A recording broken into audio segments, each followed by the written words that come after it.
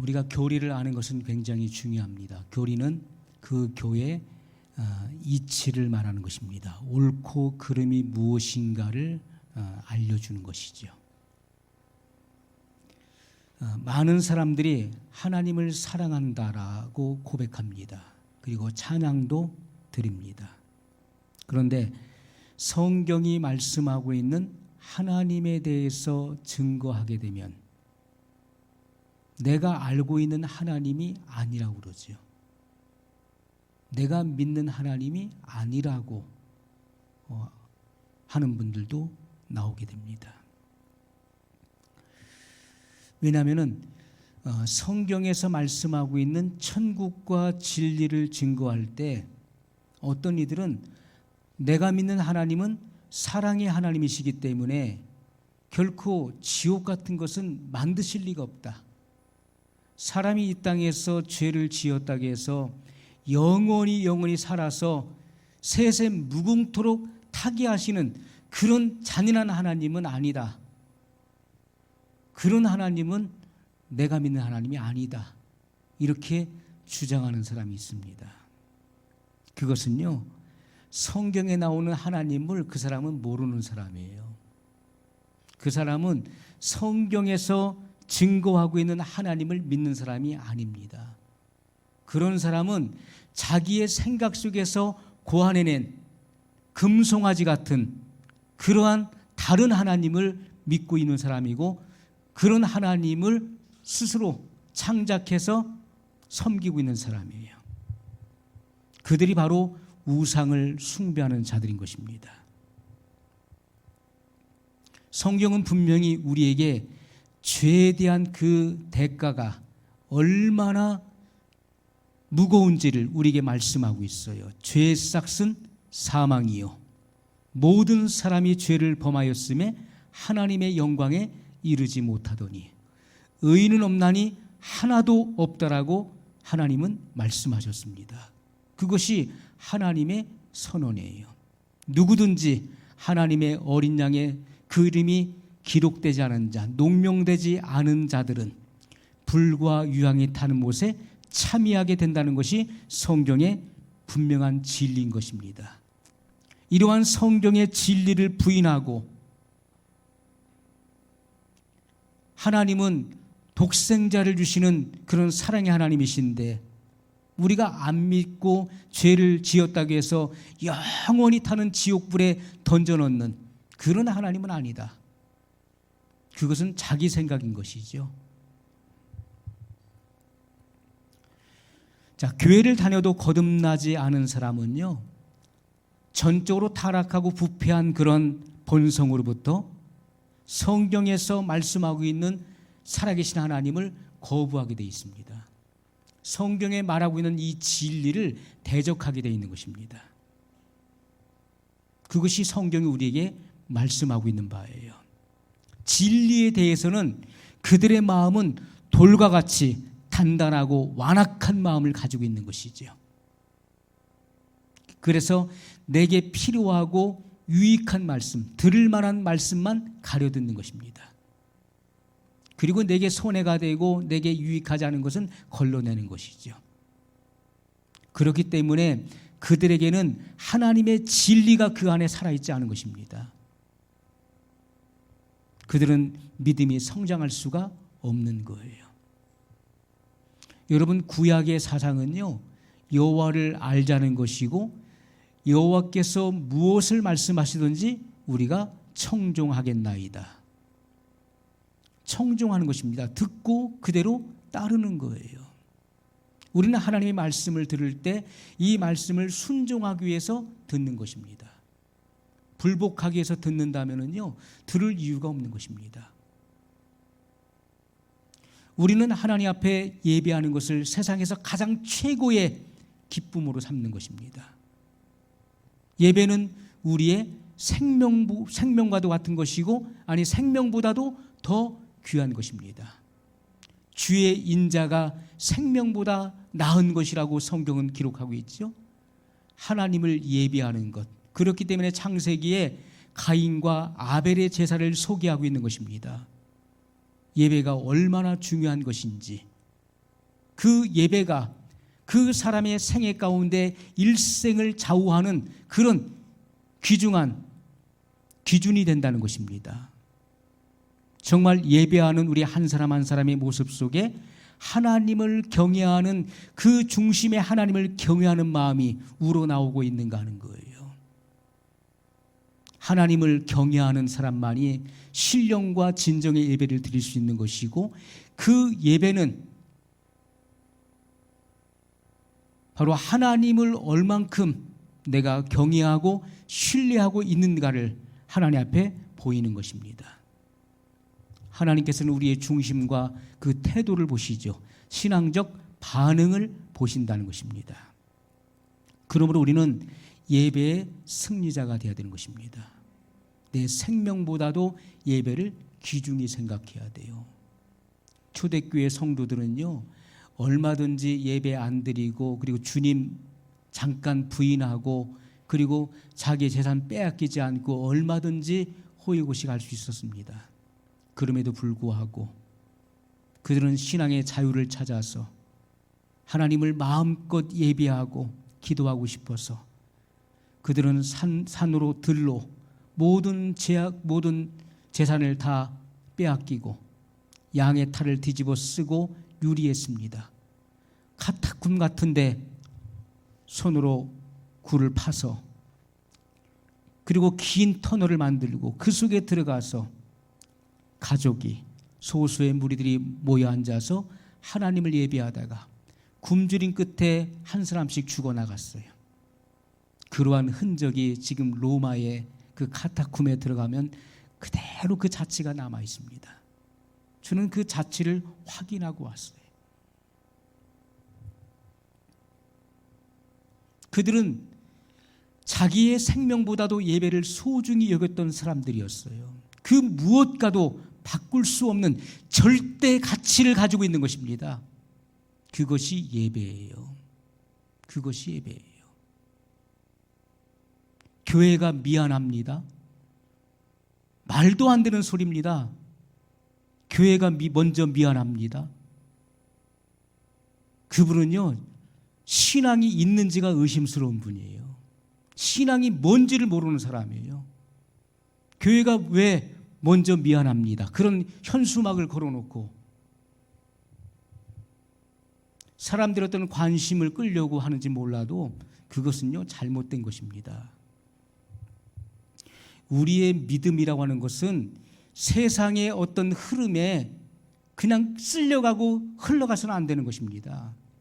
세상의 잘못된 것을 역행하는 것이 신앙이에요. 불의함을 역행해 가는 것이, 그것이 진정한 믿음인 것입니다. 죽은 물고기는 이 세대의 풍조에 휩쓸리고 그리고 이 시대의 유행을 따라갑니다. 그러나 살아있는 물고기는 어떻습니까? 물살을 거슬러 올라가는 것이죠. 비진리를 역행하는 것입니다. 항거하는 것입니다.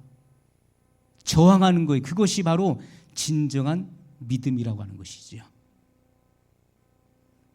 여러분, 기독교의 대탄압이 있었던 그 시대 속에서도요, 그들은 거기에 굴복하지 않고 저항했던 것입니다. 저항했기 때문에 순교자들이 속출했던 거예요. 그들은 자신들의 그 신앙을 지키기 위해서 세상과 정치와 결탁하지 않았습니다. 죽으면 죽으리라 목숨을 걸고 그들의 그 신앙을 지켰어요.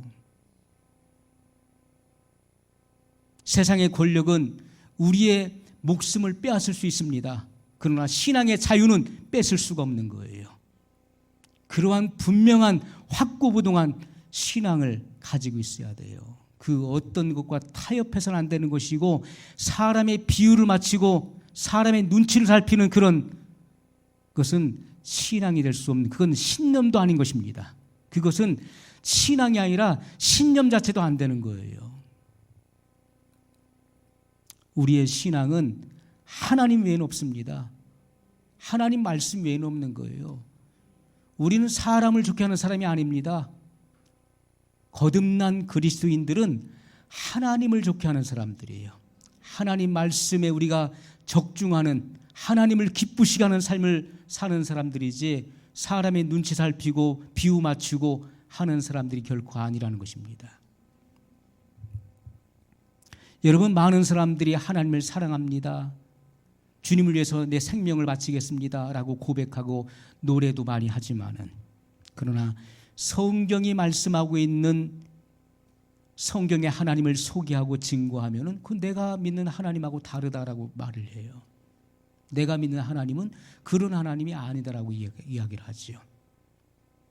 그들은요, 성경을 거절하고 거부하는 이들입니다. 왜냐하면 그들은 거듭나지 않았다는 것이죠. 거듭나지 않은 사람들은 그 본성이 전적으로 부패하고 타락했기 때문에 그 본성을 거스리는 진리에 대해서 그들은 대적하게 되어 있다는 것입니다. 여러분, 오늘날 많은 교인들이 생각하고 믿는 하나님은 죄를 버리지 않고 죄를 붙들고 있는 죄인들도 사랑하셔서 구원하시는 하나님, 천국으로 인도하시는 하나님을 믿고 있다는 거예요. 비록 내가 습관적이고 그리고 반복적인 죄의 삶을 살고 있다 할지라도 주님을 위해서 내가 했던 그 봉사와 그리고 헌신을 참작해 주시는 그런 하나님을 믿고 있다는 것입니다. 그것은 성경에 나오는 하나님이 아니라는 것이죠. 어떤 사람들은 그렇게 생각합니다. 나는 그래도 지옥 갈 정도로 악한 사람은 아니다. 나는 그래도 지옥 갈 만큼의 죄를 짓지는 않았다. 그래서 나는 천국 간다라고 생각합니다. 많은 교인들이요, 자기 자신들이 어느 정도는 착하고 선하다고 믿고 있어요. 자신의 신앙의 상태에 대해서 어느 정도 만족하고 있는 사람도 의외로 많이 있습니다. 그런 사람은 결단코 주님께로 올 수 없어요. 그런 사람은 주님이 받아주시지 않습니다. 주님이 초청하는 사람들은 수고하고 무거운 짐을 진 사람들이에요. 죄에 눌리고 죄에 치이고 고통받고 있는 자책감과 그리고 율법의 정죄로부터 시달리고 있는 사람들, 죄의 무거운 짐을 짊어지고 나홀로 가다가 쓰러지고 또 쓰러지는 그런 사람들을 주님은 부르시는 것입니다. 수고하고 무거운 짐진 자들아, 다 내게로 오라. 다 오라고 주님은 말씀하고 있어요. 스스로 의롭다고 생각하거나 선하다고 생각하는 자들을 부르신 적이 없다는 것입니다. 자, 마태복음 9장 12절에 보면 예수께서 들으시고 이르시되 건강한 자에게는 의원이 쓸데없고 병든 자에게라야 쓸데있느니라. 예수님께서는 병든 자를 부르러 오셨다는 거예요. 스스로 건강하다는 사람을 부르러 오시지 않았습니다. 건강한 사람에게 의원은 쓸데없는 거예요. 의원은 병든 자에게라야 쓸데있는 것입니다. 나는 건강해. 나는 그 어떤 죄를 짓지 않았어. 나는 죄의 병에 걸리지 않았어. 자기 자신을 의롭다 생각하고 영적으로 건강하다고 생각하는 사람을 부르지 않으셨다는 거예요. 병든 자. 나는 죄책에 시달리고 있고 나는 많은 죄를 지었고 나는 이 죄의 중병에서 치료받을 사람입니다 라고 하는 사람을 부르러 오셨다는 것입니다. 마태복음 9장 13절에 너희는 가서 내가 긍휼을 원하고 제사를 원치 아니하노라 하신 뜻이 무엇인지 배우라. 내가 의인을 부르러 온 것이 아니요 죄인을 부르러 왔노라 하시니라. 내가 의인을 부르러 온 것이 아니다. 나는 죄인을 부르러 왔다. 죄인을 불러서 회개시키고 구원시키기 오셨다라고 주님은 분명히 말씀했어요. 서기관과 바리새인들은 자기 자신들 자칭 의인으로 칭했습니다. 바리새인의 기도를 들어보십시오. 나는 저 세리와 같지 않음을 주께 감사를 하나이다. 세리는 죄인이고 자신은 의인이라는 것이죠. 그러나 하나님은 그 바리새인의 기도를 거절하셨어요. 그 사람의 기도를 듣지 않으셨습니다. 오히려 하나님께서는 저 성전 귀퉁이에서 무릎을 꿇고 바닥에 엎드려 감히 하늘을 우러러보지 못하고 가슴을 찢는 그 세리의 기도를 들으셨다고 말씀했어요. 내가 의인을 부르러 온 것이 아니요 죄인을 부르러 왔노라. 자신이 악하고 죄인이라는 사실을 인정하지 않는다면 그 사람은 치료받을 수 없다는 것입니다. 사람은 절박하지 않으면 주께 나오지 않는 거예요. 내가 여유가 있는데 왜 주님께 나옵니까? 내가 지금 여유가 있는데 급한 마음이 왜 생기겠습니까? 절박한 자만이 주님께 나올 수 있는 거예요. 너무나 절박한 거예요. 지금 내가 지금 죄악의 깊은 나락에서 이제 곧 영원한 멸망으로 추락할 수밖에 없는 그런 상황에 놓인 사람은 아주 절박한 것입니다. 그런 자만이 주님 앞에 나올 수 있는 거예요.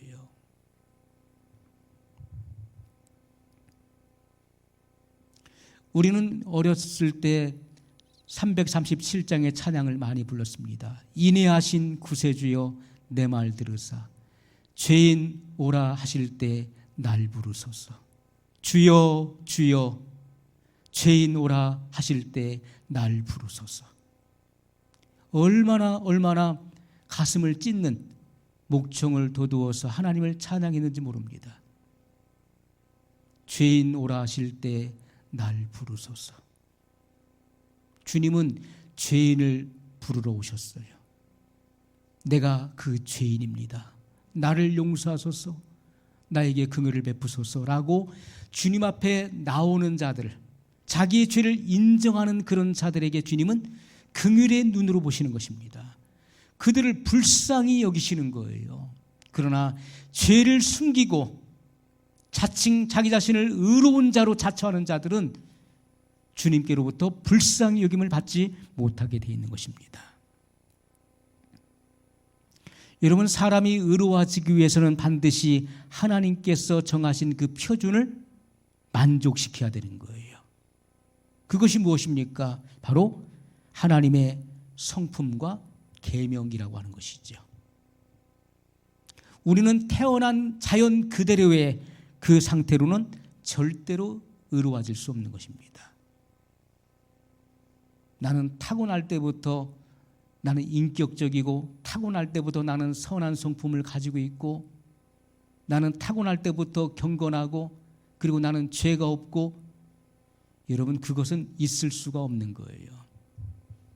성경은 모든 사람이 죄 아래에 있다는 것을 말씀하셨어요. 죄인으로 규정 지으셨어요. 그것을 우리가 아니라고 반기를 든다면은 그 사람은 하나님을 대적하는 사람이 되는 것입니다. 자, 오늘 말씀 11절에 보면요. 깨닫는 자도 없고 하나님을 찾는 자도 없고 이렇게 말씀하고 있어요. 자, 자연적인 인간의 아담으로부터 유전한 그 망령된 행실을 유전받은 인류의 마음 속에는요. 깨닫는 자도 없고 하나님을 찾는 자도 없다는 것입니다. 이것이 인간의 본래의 모습이에요. 타고난 모습이에요. 하나님의 진리를, 하나님의 살아계신 그 존재를 깨닫는 자도 없고 하나님을 찾는 자도 없다는 거예요. 그만큼 인간은 전적으로 부패하고 타락했기 때문에 하나님을 멀리 떠나 있는 것입니다. 하나님의 존재를 인식할 수 없어요. 왜요? 부패하고 타락했기 때문에. 인간은 죄로 오염됐고 얼룩져 있기 때문에 심판의 하나님을 그들은 망각해버렸어요. 하나님을 찾는 자도 없다라고 말씀하고 있어요. 12절에 보면 다 치우쳐 한 가지로 무익하게 되고 선을 행하는 자는 없나니 하나도 없도다. 하나도 없다라고 말씀하고 있습니다. 거기는 저와 여러분이 다 해당되는 거예요. 그런데 많은 사람들이 나는 그렇게 악하지는 않기 때문에 천국 갈 것이라고 기대하죠. 나는 그렇게는 악하지는 않다. 어떤 사람은 그래도 나는 다른 사람에 비해서는 꽤 괜찮은 편이야. 그래서 천국 갈 것이라고 생각해요. 그런데 성경은 뭐라고 말씀합니까? 오늘 로마서 3장 10절에 기록한 바 의인은 없나니 하나도 없으며, 의인은 하나도 없다는 거예요. 그럼 다 죄인밖에 없다는 것이죠. 죄인은 그 죄에 대한 상당한 보응을 치러야 되는 존재인 것입니다.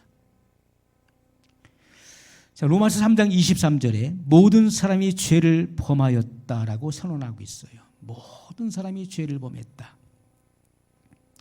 아담과 하와는 단 한 번의 죄로 인해서, 그죠? 하나님께서 금지하신 선악과를 먹음으로 단 한 번의 죄를 범하여 온 우주의 질서를 파괴시켰어요. 그리고 온 인류에게 그 원죄를 유전시켰습니다. 그 오리지널 신, 그 죄성을, 죄질 생각을 온 인류에게 유전시켰다는 거예요. 그리고 암흑과 죄악에 빠뜨리게 되었습니다. 단 한 번의 죄 때문이에요. 죄가 얼마나 엄청난 결과를 초래하는지를 우리는 알아야 돼요. 한 번의 죄가 엄청난 사실을, 그것은 하나님에 대한 도전이고 반역적인 행위였던 것입니다. 우리는 다윗의 고백과 같이 내 죄가 머리털보다 더 많습니다 라고 하는 고백이 나와야 돼요. 다윗은 고백하기를 내가 모태에서 죄악 중에 출생하였으며 라고 고백하고 있습니다. 이스라엘 백성들이 그렇게 추앙하는 성군 다윗도 내가 어머니 모태에서 죄악 중에 출생하였다라고 고백하고 있어요. 얼마나 솔직한 고백입니까? 남들은 나를 추앙할지라도 나는 그런 사람이 아니야. 나는 어머니 모태에서 태어날 때부터 죄악 중에 출생해서 내 죄가, 내가 그동안 살아오면서 지은 죄가 내 머리털보다 더 많다라고 고백한 거예요. 우리는 이러한 솔직한 그런 믿음의 고백이 있어야 되는 거예요.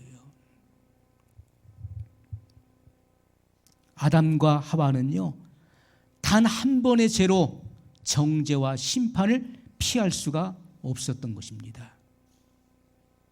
오늘날 우리들의 죄는요, 말로 다 할 수가 없는 거예요. 말로 다 할 수가 없다. 그러므로 우리는 성경을 알아갈수록 우리의 죄가 더 드러나는 거예요. 죄가 더한 곳에 은혜는 더욱 넘쳤다라고 성경은 말씀하고 있죠. 처음에는 난 별로 죄를 지은 것 같지 않은데 저는 죄가 없는 줄 알았어요. 왜? 하루의 말을 3마디밖에 안 했기 때문에. 저는 죄가 없는 사람인 줄 알았어요. 죄를 회개하고 있는 친구들, 선배, 후배들을 보면서 무슨 죄를 저렇게 지었길래 저렇게 울부짖고 통회하는가 했어요. 그래서 정말 진실한 마음으로 하나님 앞에 그렇게 고백했어요. 하나님, 지은 죄가 생각나게 해주세요. 하나님, 지은 죄가 생각나게 해주세요 하는데 눈물 콧물이 쏟아지면서 가슴이 뜨거워지고 입 안에 불덩어리가 들어간 것처럼 뜨거워지면서 회개가 터져나오고 방언이 나오고 그러면서 하나님의 은혜를 경험했던 것입니다. 2시간 이상을 회개했는데도 그 회개가 그치질 않았어요. 아마 말리지 않았으면 더 긴 회개가 나왔었겠죠. 제가 죽음의 문턱 아래에 있다는 사실을 깨닫게 되었고요. 절대로 도무지 구원의 가망이 없는 존재라는 절박함 속에 빠진 사실을 발견하게 된 것입니다. 그때 나는 이 죄악의 참상을 깨닫고 예수님을 나의 구주로 영접했어요. 고백했어요. 우리는 말로 다 할 수 없는 그러한 무수한 죄가 우리 머리에 쌓여 있어요. 마치 하나님의 그 진노의 숯불을 쌓아놓고 있는 것입니다. 많은 사람들은 주변의 사람들과 자기 자신을 비교합니다. 그러면서 나는 그래도 적어도 저 사람보다는 더 낫다라고 생각해요. 그러나 심판은 사람들 앞에서 이루어지는 것이 아니라 하나님 앞에서 이루어진다는 사실을 잊어서는 안 되는 것입니다. 사람의 그 심령을 감찰하시는 거룩하신 하나님 앞에서 심판이 이루어진다는 거예요. 우리는 피조물들이죠. 그래서 반드시 조물주 앞으로 돌아갈 날이 오게 되는 것입니다. 반드시 우리를 창조하신 창조주 앞으로 돌아가야 되는 거예요. 그리고 그분의 준엄한 심판대 앞에 우리는 서게 되는 것입니다. 우리는 하나님에 의해서 지음받았습니다. 그리고 그분의 말씀의 능력에 의해서 우리의 생명이 유지되고 있는 거예요. 우리가 숨을 쉬는 호흡 그리고 심장의 박동은 하나님이 주신 것입니다. 그렇기 때문에 모든 호흡과 그리고 오장육부는 하나님을 예배하는 일에 사용돼야 된다는 거예요. 우리가 찬양하라 내 영혼아, 찬양하라 내 영혼아, 내 속에 있는 것들아 다 찬양하라. 내 속에 뭐가 있습니까? 오장육부가 있죠. 심장 박동이 있어요. 호흡이 있습니다. 내 속에 있는 것들아, 오장육부가 다 합력하여서 하나님을 예배하고 그분의 이름을 높이는 일에 다 협력해야 된다는 거예요. 우리의 모든 심장의 박동은 하나님을 섬기기 위해서 뛰어야 된다는 것입니다.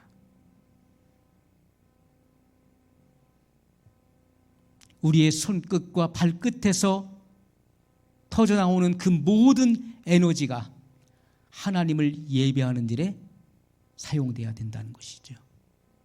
하나님은 그러한 심혈을 기울이는 온 정신을 쏟고 그리고 우리의 온 마음을 쏟아붓는 그런 예배에 집중하신다는 것입니다.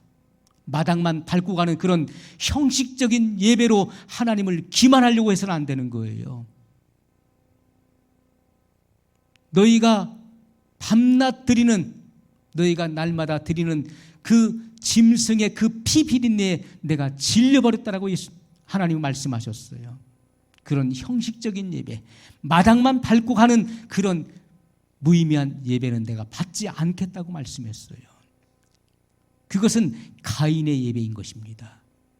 하나님이 받으시는 예배는 아벨의 예배, 아벨의 제사인 것이죠. 온 마음을 다하고 뜻을 다하고 목숨을 다해 바치는 그런 신령과 진정의 예배에 하나님은 감동하시고 그런 예배자를 찾고 계신다는 거예요. 오늘 우리들은 하나님을 예배하는 예배자의 한 사람들입니다. 하나님과의 1대1의 관계 속에 지금 하나님을 예배하고 있는 거예요. 하나님께서 모든 사람의 예배를 다 받으시는 건 아니죠. 어떤 사람의 예배는 받으시고 어떤 사람의 예배와 그 인격은 거부하신다는 사실이에요. 오늘 우리는 온전한 인격 그리고 온전한 성품 안에서 드려지는 그 예배를 하나님이 받으시는 것입니다. 그렇기 때문에 내 성품을 다하라고 말씀하고 있어요. 이 성품은 우리가 예수 그리스도의 마음이 입혀져야 된다는 것입니다. 주님의 성품화된 그 성품 안에서 하나님을 예배할 수 있는 것이고요. 우리의 온 마음, 정신을 주님께 그 쏟는 그 예배를 드려야 된다는 거예요. 예배 모든 순서 하나하나에 집중해야 되는 것입니다.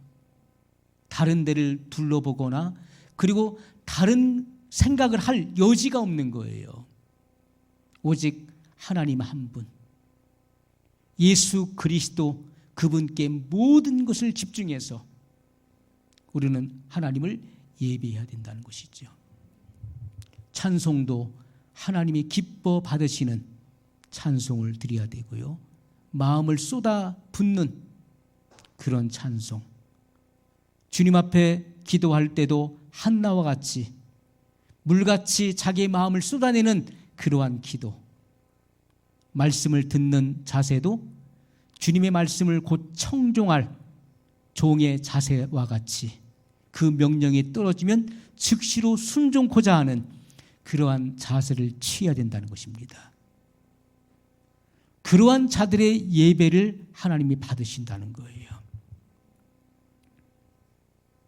오늘날 많은 신앙인들의 마음과 삶의 모습을 보면은 자기 자신의 즐거움과 영달을 위한 일들로 가득 채워져 있어요. 나의 계획과 목표를 성취하기 위해서 내 심장의 박동은 뛰고 있고 그리고 호흡하고 있는 것이죠. 하나님을 믿고 예배하는 사람들조차도 일상생활 속에서는 무신론자처럼 생각하고 생활하고 있어요. 마치 하나님께서 아무것도 모르시는 것처럼 하나님께서 우리의 모든 삶을 못 보시고 그리고 우리의 모든 말들을, 우리의 행위를 못 들으시는 것처럼 그렇게 마치 무신론자처럼 생활을 하고 있다는 것입니다. 어느 곳에 있든지 생각의 중심이 하나님을 향해 있지 않다는 것이죠. 하나님을 경외하는 사람은요, 항상 그 생각의 중심이 하나님을 향해 있는 거예요. 하나님을 지향하고 하나님을 의식하게 되어 있는 것입니다. 그런데 의외로 많은 사람들은, 많은 신앙인들은 그들의 모든 생각의 중심이 하나님을 향해 있지 않습니다. 하나님을 수시로 잊어버립니다. 먹든지 마시든지 무엇을 하든지 하나님의 영광을 위하여 하라는 이 말씀과 전적으로 위배되는 삶을 살고 있는 것이죠. 요한복음 4장 32절과 34절의 말씀 보면 예수님께서 이렇게 증거하셨어요. 가라사대 내게는 너희가 알지 못하는 먹을 양식이 있느니라. 내게는 너희가 알지 못하는 먹을 양식이 있느니라. 예수께서 이르시되 나의 양식은 나를 보내신 이의 뜻을 행하며 그의 일을 온전히 이루는 이것이니라. 이렇게 말씀했어요. 사람들은요, 예수님께서 주시는 양식에 관심이 없다는 거예요. 교회를 다니면서도 예수님께서 주시는 이 영적 양식에 대해서 관심이 없어요. 사람들은 이 코로나 시대에도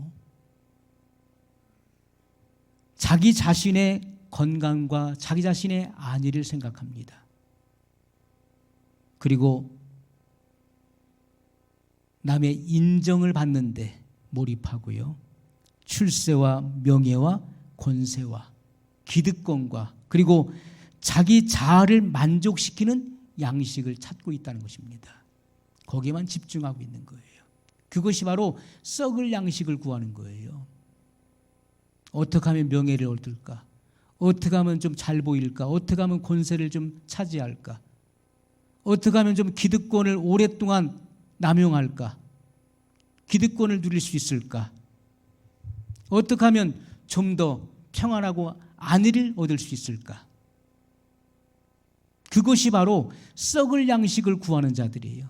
예수님께서 말씀하시기를 너희는 썩을 양식을 위하여 일하지 말고 영생하도록 있는 양식을 위하여 하라. 이 양식은 아버지께서 너희에게 주시리니 이렇게 말씀하셨잖아요. 사람들은 예수님께서 주시는 영적인 양식에 관심이 없고 신앙인들조차도 썩을 양식에만 관심을 갖고 있는 거예요. 그것이 천년 만년 영원히 갈 것처럼 그런 썩어질 양식을 구하지만은 그런 양식은요, 구하면 구할수록 더욱더 궁핍해지고 빈핍해진다는 사실을 알아야 돼요. 그것은 마시면 마실수록 더욱더 심한 갈증을 느끼게 되는 것입니다. 여러분이 갈증이 난다고 해서 저 동해 바다 가서 시원한 동해 바다 물을 퍼 마셔 보십시오.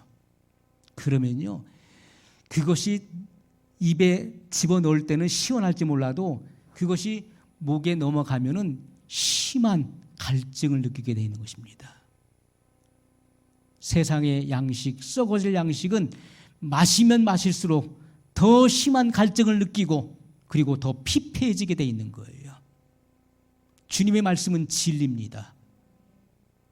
여러분이 세상에 썩어질 양식 얼마 못 가서 없어져 버릴 그런 양식을 구하는 사람은 어리석은 사람들이에요. 그것은 여러분들에게 마음에 참된 평화와 위로를 줄 수 없습니다. 진정한 행복을 줄 수가 없다는 거예요. 우리는 나를 지으신 하나님께로 돌아가야 돼요. 그러므로 인생의 황혼이 이르기 전에 너를 지으신 창조주를 기억하라고 성경은 말씀하고 있는 것이죠. 우리의 인생은요, 순식간에 황혼에 이르게 되는 것입니다. 그리고 곧 임종을 맞이하게 되죠. 그러므로 우리는 인생의 황혼이 깃들이기 전에 나를 지으신 창조주 하나님께로 돌아가야 돼요. 창조주를 항상 기억하라는 말씀이에요.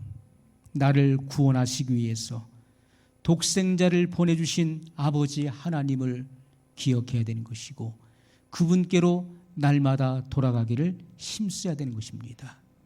죄를 미워하고 경멸하시는 하나님을 우리는 기억하고 그분 품으로 돌아갈 수 있어야 돼요. 어떻게 되겠지? 앞으로도 기회가 많이 있겠지 하는 사람은 그 날이, 심판의 날이 덫과 같이 임하게 될 것입니다. 결단코 피하지 못할 것입니다. 우리는 창조주 하나님 그리고 종말에 심판하실 하나님께로 돌아갈 수 있어야 돼요. 여러분의 생각이 항상 하나님을 지향하고 그분을 바랄 때 세상이 알 수 없고 줄 수 없는 하늘의 평안과 기쁨이 여러분의 마음을 온전히 주장하실 것입니다. 오늘 말씀을 기억하면서 한 목소리로 같이 기도하겠습니다.